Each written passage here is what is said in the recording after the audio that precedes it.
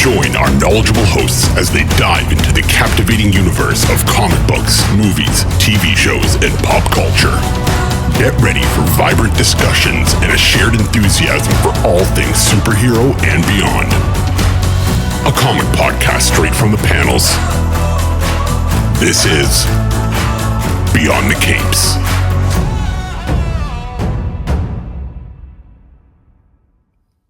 All right, everyone, welcome back to another episode of Beyond the Cape. With us today is Alisa. We are here to promote Howl, issue number 1, coming out by Ahoy Comics. Welcome to the show. Thank you. Nice to be here. Now, a lot of people might recognize you because you've done a considerable amount of work. Not only your work as an editor, but your collaboration with the books and writing books, especially Destiny. That's the one that I'm most familiar with. I always enjoyed that one. So as we ask every creator, and again, you've had a long career, so you've had a lot of experiences. Where did this all begin? Were you always in kind of love with writing and creating, or did it come later? Always. So it's in a way, this comes back to Howl because my father was the science fiction writer Robert Sheckley. My mom, Ziva Kwitney, was a poet and a journalist and an essayist.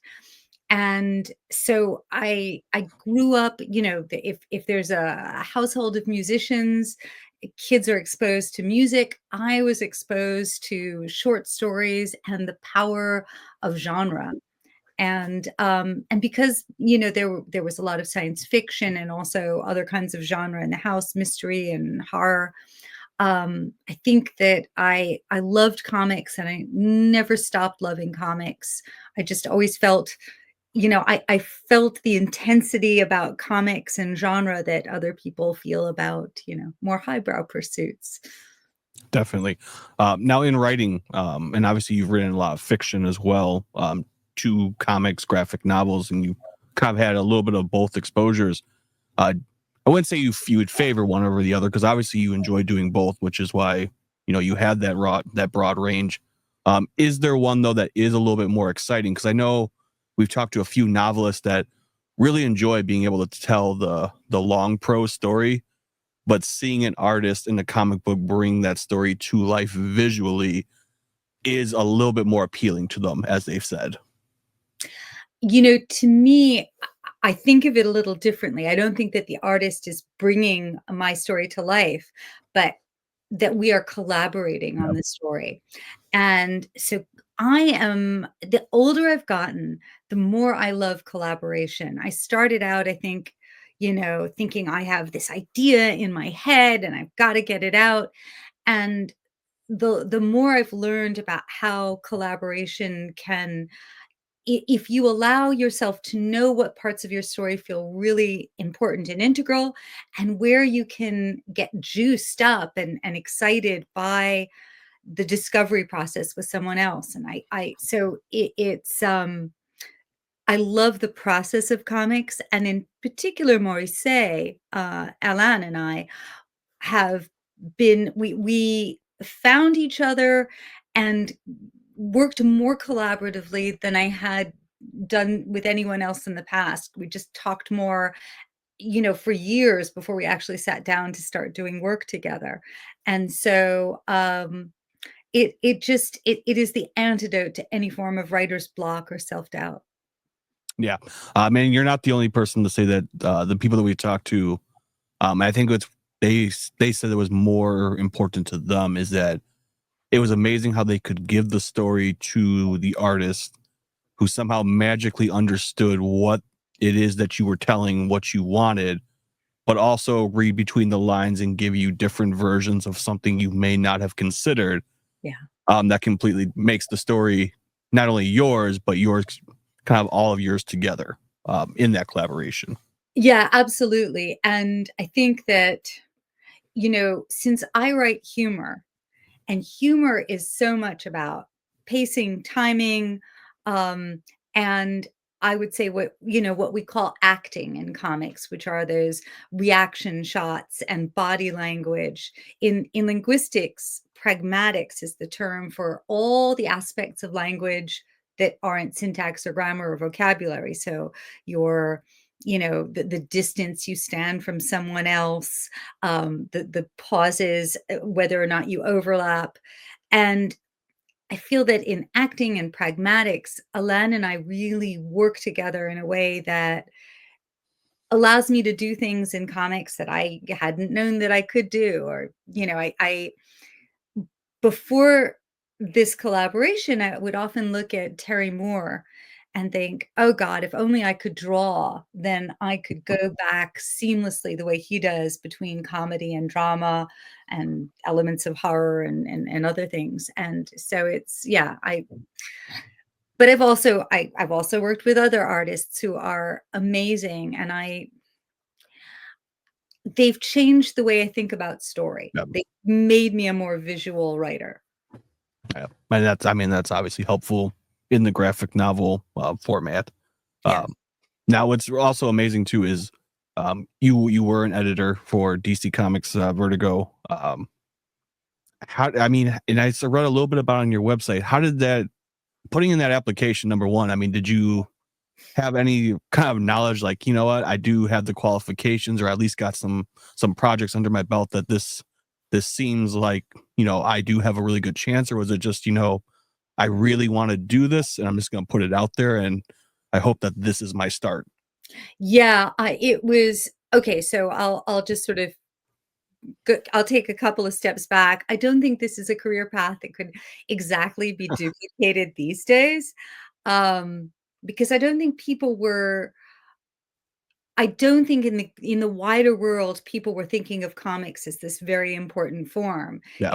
In fact, I remember initially my mother said to me after I got the job, Mhm. and eventually you'll get a real job in publishing, right? And I said, Mom, this is real in the same way science fiction was real. Yeah. People are going to wake up. And the minute I said that, my mom said, oh, I get it now. I get it. Okay, so I graduated from college. Actually, even before I graduated from college, I started to work as a reporter at these first one and then another small weekly newspaper. So I worked as a journalist. And then I thought, either I'm going to get a job at the Miami Herald or I'm going to go back to school. I'll go to graduate school. And the Herald said, no, we have no interest in you. Go back to the Jewish Floridian or wherever I was working. And so I applied to Columbia's MFA program. And I think that around the time I was writing what became my first novel, Till the Fat Lady Sings, I was realizing I need a job. I need to, get out of this and have a job. So the thing that everyone did was apply to, major publishing houses as, editorial assistants. And so I did the same. And I remember that an editor said, just so you understand, I will work you to the bone and I will scream at you and you will be grateful. And the pay was so bad that I would have had to live in my, childhood bedroom. So I thought, well, this kind of sucks because what I really want to do is write. And at the time I had just come back to reading comics after a break. When I applied to graduate school, I'd said that I loved comics. And the last comics I'd really read and loved had been Chris Claremont's X-Men a few Yeah. years prior. So I think Chris Furman, it's Chris Furman, right? Now I'm hang on. Yeah. So Chris Furman, see, I should never have worn sweatpants because I'll just sit here, but no, I can't just sit. So Chris Furman, who wrote the Dangerous Lives of Altar Boys, was in the program with me, and he said, "Oh my God, you love comics? Have you read The Killing Joke?" And I can't remember what else. I remember The Killing Joke, and so that was the first time I discovered what DC was doing. And I was also reading romance, which was also very romance has now become something that gets reviewed in the New York Times and people speak about it without a smirk. But many decades, my two loves were equally derided. And then anyway, so I decided I'm going to apply to Marvel and DC Comics. and to Silhouette, which was the only publisher then in New York City of romance. And Silhouette initially told me I was overqualified. Marvel had no response, and DC said, come in for an interview. So that is, so my background was, I worked as a journalist. I knew how to edit. I was at that point almost out of the MFA program. I didn't have as much art background. I did have a tiny little bit of college studio art and art history. Now, taking that job as an editor and kind of getting into the editing part of the comic, do you find yourself now that it was a hard thing to start in the beginning to kind of break away? Because we had another person that did an editor for like a small publication before they started writing their own stories. And he said at one point, I just had to stop myself and just say, just write the pages. The editing, there's a process for it. There's a process for it. You can go back. But if you keep editing like every single page to make it perfect, you're never going to get to the story. Did you also go through the same thing, or with your background in writing kind of already, you kind of saw like, yep, I know that I'm just going to have to write it out and kind of go back and edit the story later? Gosh, what did I do? What the hell did I do? So the first thing I did, I think, in comics was the Phantom I should also say that at that time, no longer the case, I believe, but you could easily be on staff and write. Yeah. And draw. That was, Dick Giordano, who was the vice president, was actively drawing. I don't remember if Paul Levitz, who was vice president when I started, was also writing, but I think he was. Denny O'Neil would, so I was certainly not alone in going back and forth. Yeah. And I was reading, Peter Milligan's scripts and Jamie Delano and Neil Gaiman. And so I was really getting a crash course in how this was done. But I had been writing short stories, and I'd written one novel at that point. So I think that I had to learn how to do, pitches for longer series and what you would do to do that. I'm still not a natural. I have to say that my natural tendency is not to think of never-ending stories. I don't completely understand how people do it. Yeah. And I've never completely figured out, if someone said to me today, come up with a Hellblazer story, I get a little stymied by how much I know about that character's history. And I think, where is a story big enough to tell and small enough not to, matter too much? And that big enough, small enough juxtaposition is a particular talent that I have yet to figure out. No one even talks about that as a thing. But the whole idea, which was big in the 80s, of taking a minor character and coming up with a story for them, that felt really second nature. And it was just learning the way to tell it visually. And what would happen in the early days, the first thing I did, I think, was The Phantom Stranger with Guy Davis as my, I would say, illustrator / mentor / editor. So I would look where he departed from my instructions. Yeah. And, some artists will depart, and it's the Yiddish term "afzaloches" comes to mind, just because, or Guy was teaching me where to end things, how to move things around. So I would study what he had done that wasn't what I asked for. And I that was part of my instruction process. Yeah. And it's funny too that you mentioned not being able to think in long-running issues, because we always bring up Chris Claremont. I just don't know if I could ever write 400 issues of one story. I don't even know if I have that in me. And it is funny how both Marvel and DC love telling a 10 to 12 issue arc, put the trade paperbacks out, restart the arc, do maybe a part 2, and then we get a new event every year. And that's kind of become the new norm, where we won't have a Batman 500 anymore. We'll have maybe like a continuation of Batman issue number 12, part of the series. So obviously you were kind of on the right track, because it seems like that is, we have definitely moved away from that in comic books, which is sometimes nice. And I was working for Vertigo, where, that came the idea of self-contained and miniseries and with Sandman, a character that was going to end and not be rebooted, that was part of the creator-owned vibe that I was, that's what I was marinating in. The other thing I should say is what I grew up reading, which always informs us. So my first love were anthology horror comics. So you had continuing characters that were the hosts, but the stories themselves, like Twilight Zone, Yeah. were really standalone. And so I am I am a lover of comics from earliest childhood, and there were some superheroes in the mix, but horror and anthology format probably formed me a little more. Yeah. And it's funny too, because when you look at your repertoire and your bibliography, and now that you say that you loved horror, and you kind of look at the Sandman universe and kind of what DC hit a pretty dark note, kind of during that time, which was fantastic. I enjoyed it a lot. I think that was one of the better kind of eras for me. Do you think that definitely translates kind of into like all of your writing, just like that really dark, supernatural kind of maybe murder mystery with a hint of romance? Because I feel like that romance now is kind of everyone tacks it on. They'll be like science fiction, murder, and then romance. They always throw in like a little bit of romance nowadays. Do you think that's definitely influenced a lot of your writing going forward?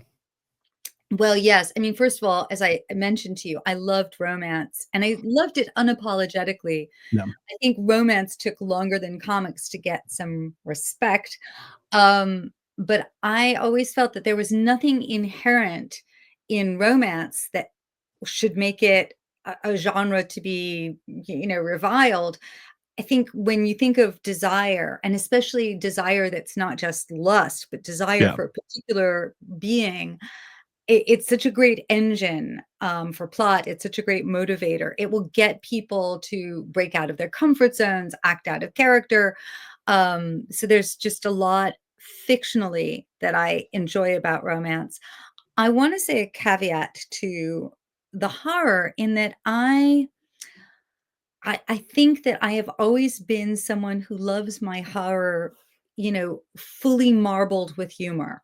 Yeah. Not just a little humor, but humor in there, and I think absurdist humor and dark humor when I think always in everything, from 80s movies like Eating Raoul and, stuff where there was something cynical and dark Yeah. and body horror, which I love, but there was something, at the end of Eating Raoul, you think, "I want these horrible people to find their happiness." Yes. And, so I'm not full on dark. Yeah. Just, it's shades of dark, as we call it. There's different shades. Yes, yeah, I think to me, it's sort of the difference between Twilight Zone and say, Black Mirror, Yeah. um, Definitely. where, Black Mirror is just, everyone is going to get it and everyone deserves it. And I think in Twilight Zone, there's, at the end of the day, the mannequin's not such a bad entity, she just Exactly. got a little distracted or whatever it was. Oh, definitely. And funny enough, because the Crypt Keeper, my uncle had me growing up on both the comic books and eventually the show, which was fantastic. And that was the best part was the stories were always great, but the Crypt Keeper, his little comments at the beginning and his comments at the end with a big smile on his face, even if someone had died or someone was going to jail because they got tricked by an alien, he always found a way to make like a little joke at the end, like, "Oh, I guess he is going behind iron this time," and it was fantastic. Which you have to be excited then when they said EC Comics was finally coming back, which I felt was long overdue. We should have rebooted that a long time ago. In the So comics. I got to do a creep show story Oh, recently, awesome! and I was very excited, and I think I can't remember all the different things I pitched at them, and finally they picked something that was set in a nursing home, so I enjoyed that. Perfect. Well, we'll be on the lookout for that. But that brings us to the whole reason that we are here. Is we are here to discuss how issue number 1 with Ahoy Comics, which was fantastic story. How did we get to this project? Oh, there's something here. I'm going to show off the variant cover. That was this is Beautiful. this is sort of based on late 50s, 1960s pulp covers. So there's so many places to start. So first of all, I mean, my in a nutshell this is Mrs. Maisel meets Invasion of the Body Snatchers. And that is true. And yet there is another more complicated truth, which is I've already said my parents were both literary. I didn't grow up with my father. He, they had split and he went off to Europe, and I really didn't see him for most of my childhood. But what I did inherit were his bookcases and my mom's stories. So they had gotten together. She had read a short story of his. He was a science fiction writer, Robert Sheckley, and he'd written a story called Warm, which is very absurdist, existentialist story, darkly funny. And then she met him years later when she was a student at NYU, and they ended up living together. And I was always fascinated by that period of history. And my mom used to tell me about the story, and I read the story eventually, In Dreams Begin Responsibilities by Delmore Schwartz. Okay. Do you know? I've heard the title. I've not read it.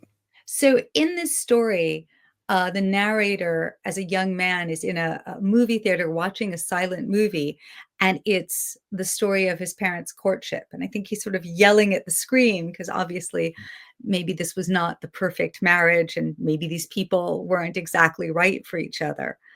And I loved the idea of being able to fictionally explore, my parents coming together in all the ways that they were wonderful for each other and all the ways that they were not. And I think in the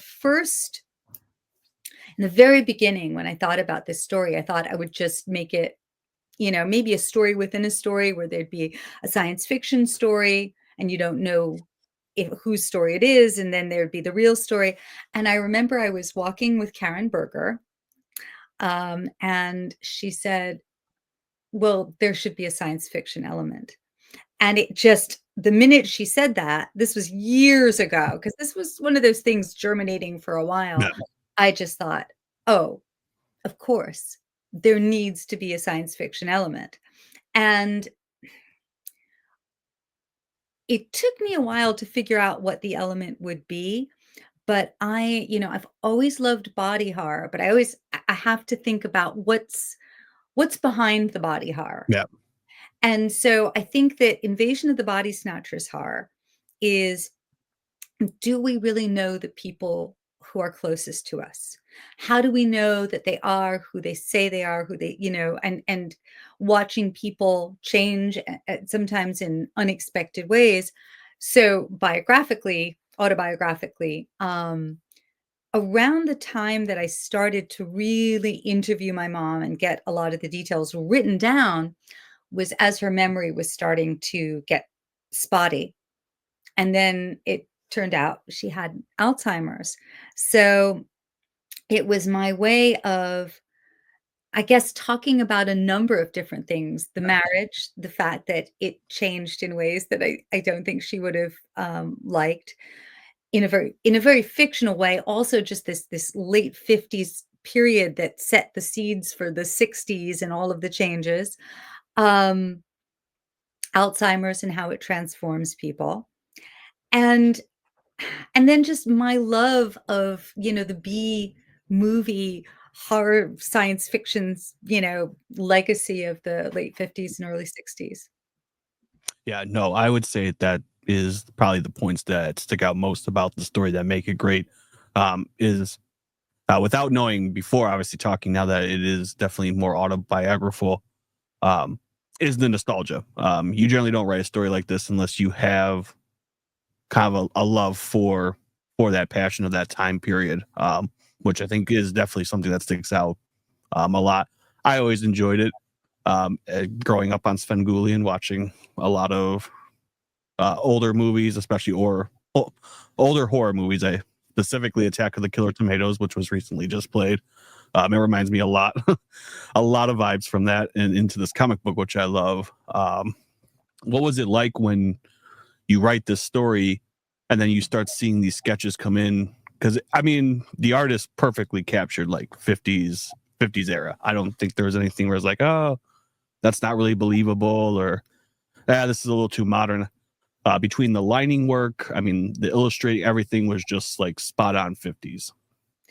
I mean, we always do a lot of back and forth, a lot of communication. I do think I was asking him for pointier breasts a lot of the time. I kept saying, "Alan, they need to be like missiles." Yeah. But no, he's incredible, and I think one of the we would just talk and have fun instead of it being one conversation where it's, "Here's the script. Here's the reference." We would just talk back and forth, and I'd say, "Have you seen Bucket of Blood? You have to watch Bucket of Blood. There's no way you can even start this scene without watching Bucket of Blood." If anyone hasn't seen Bucket of Blood, I just want to say that I envy you in your virgin states not having seen Bucket of Blood. Yeah, you're definitely going to enjoy it. That has been on the watch list. What you should have done at the end of this book, just put a movie watch list for reference so that everyone could check them off.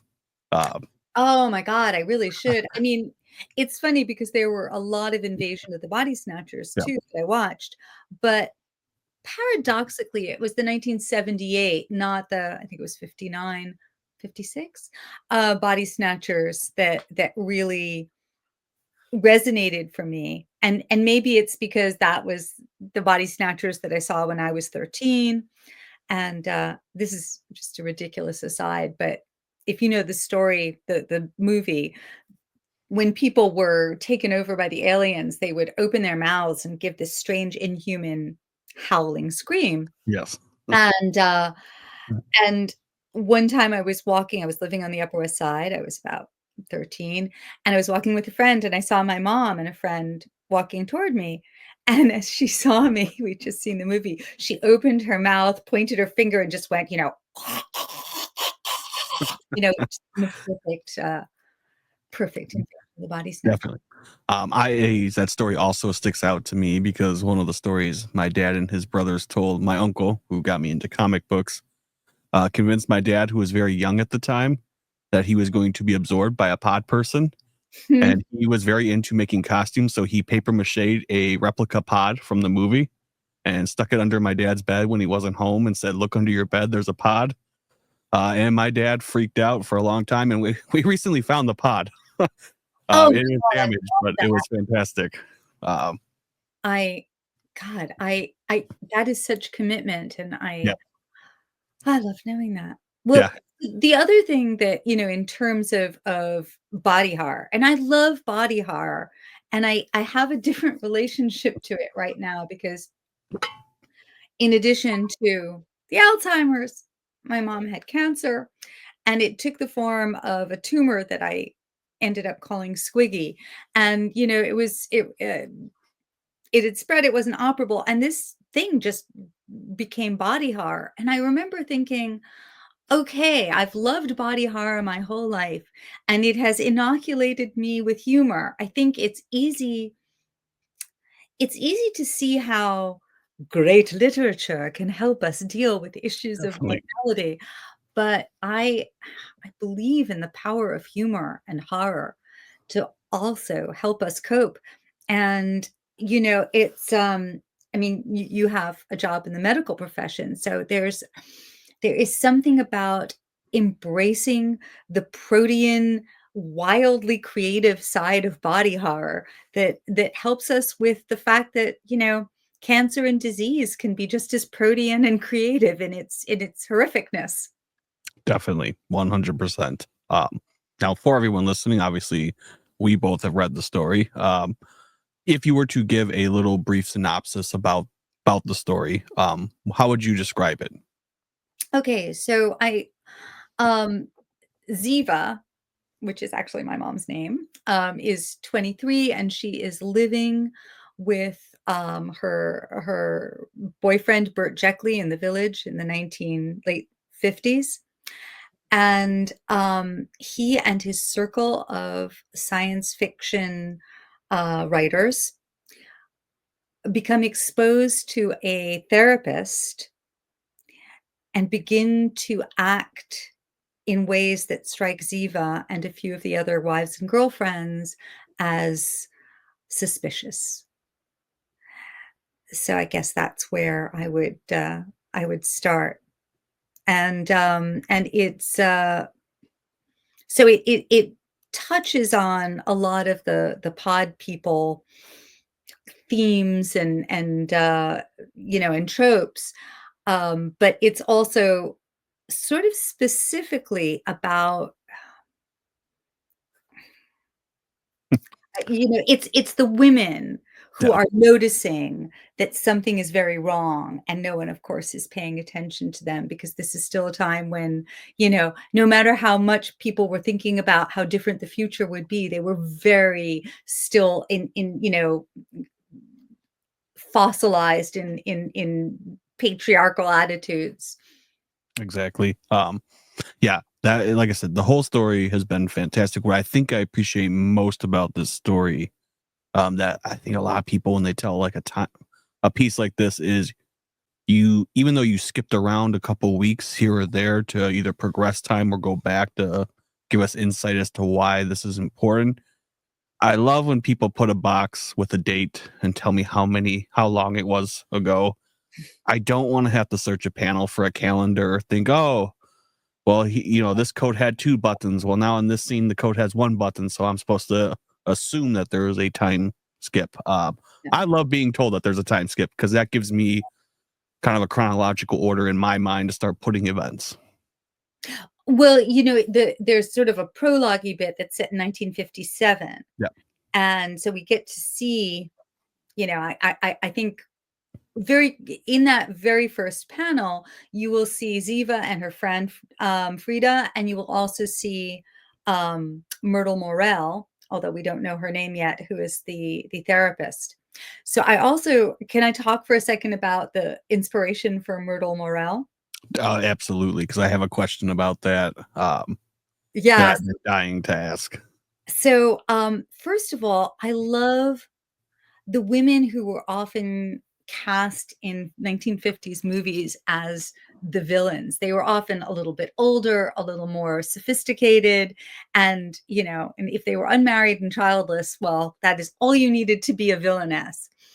And one of the inspirations for the character came from um, I was watching this gave me a little more insight into the character. I was watching An American in Paris with Gene Okay. Kelly, and there's a scene, where there's an older woman, very sophisticated and blonde, and she really wants to promote Gene Kelly's work and help his career.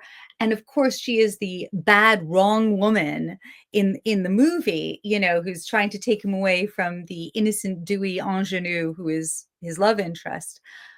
But you look at it and you think, well, he's just an asshole to her. Wait, I'm sorry. Am I allowed to say that? Oh yeah, you're allowed.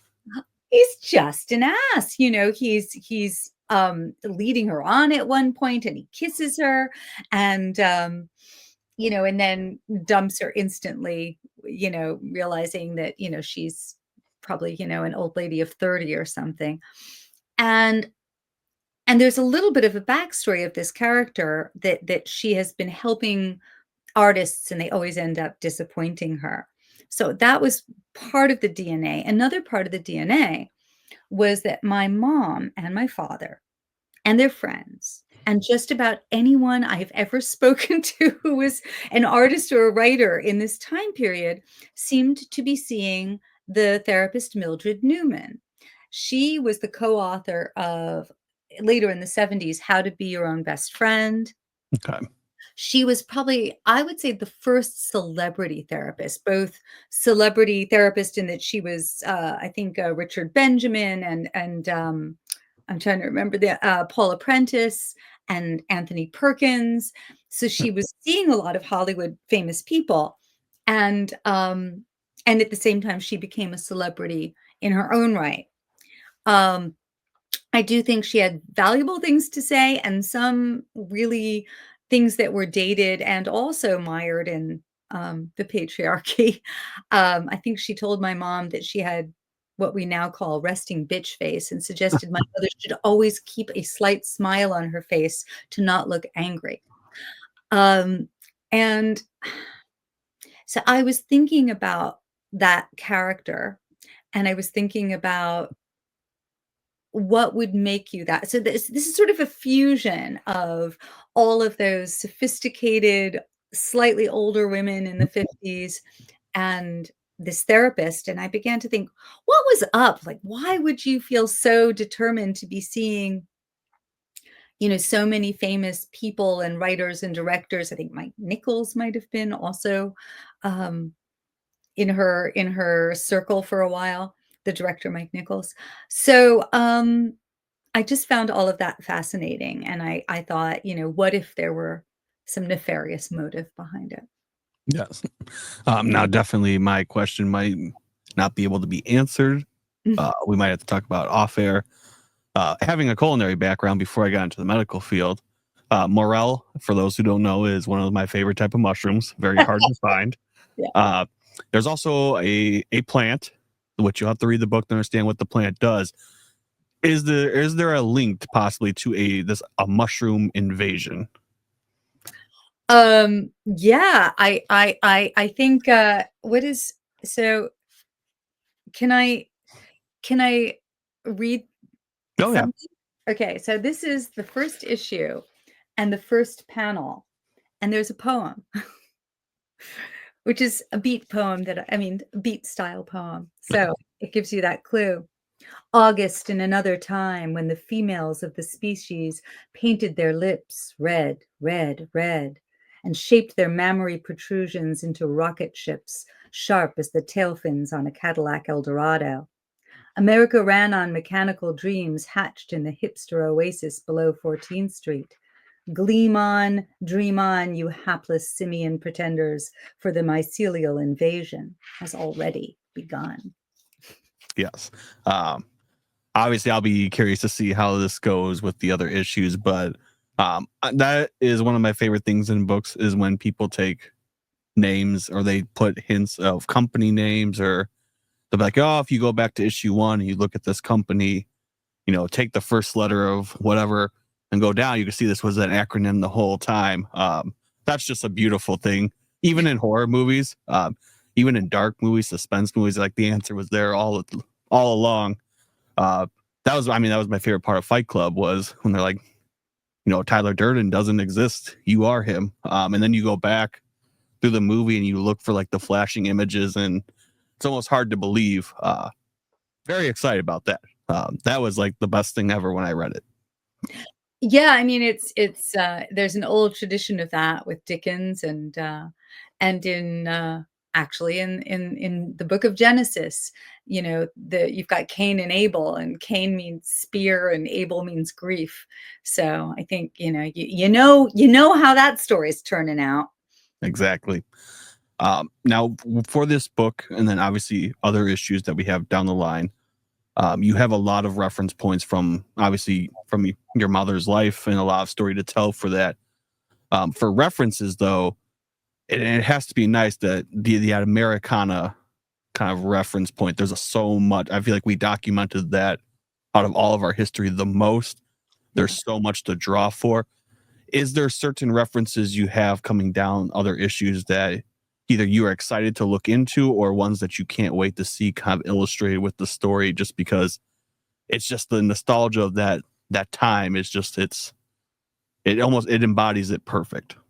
Oh yeah, I mean, there's mainly this is set in Greenwich Village, but we also take a little outing to the Catskills and to one of the, that kind of Borscht Belt, mainly Jewish hotels that were, that Dirty Dancing kind of hotel.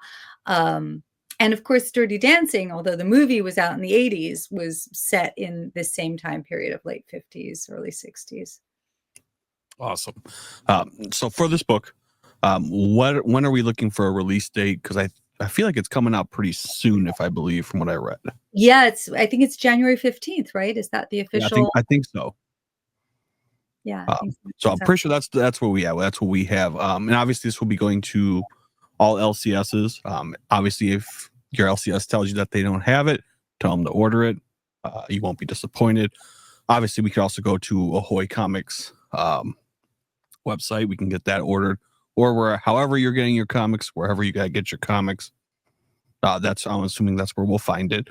What do we have to look forward to in terms of issues? Is this going to be like a five series, or? Yes, there's going to be 5 issues, and then it will be collected, I think, in July. Okay, so we got roughly then about an issue every month then, I'm assuming. Yeah. So they're Okay. all done at this point. They're, that it's no, I think at this point in my life, no one was gonna release them while I was still writing. Thank God.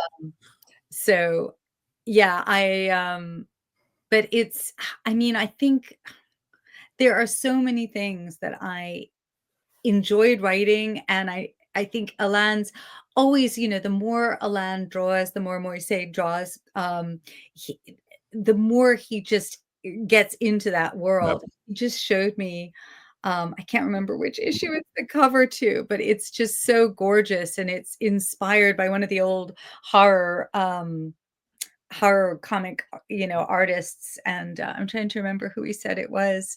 But it's just he showed his cover and the cover that sort of, inspired him. They're Yeah. not identical by any means, but you can just see the DNA, and my heart went pitter pat.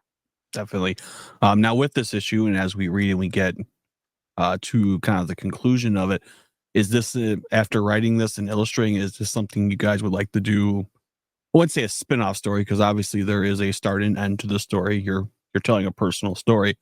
But could you see yourself maybe taking an element of this story and maybe telling another story set in the same universe per se?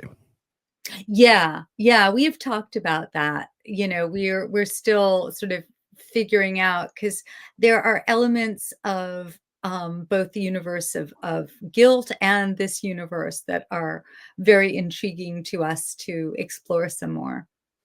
Definitely. So for everyone listening, we'll have the link to where you can get this on the website or go to your local LCS. Recommend it. Where can everyone follow you to stay up to date of what you're doing, what you're writing, and to see what your latest projects are?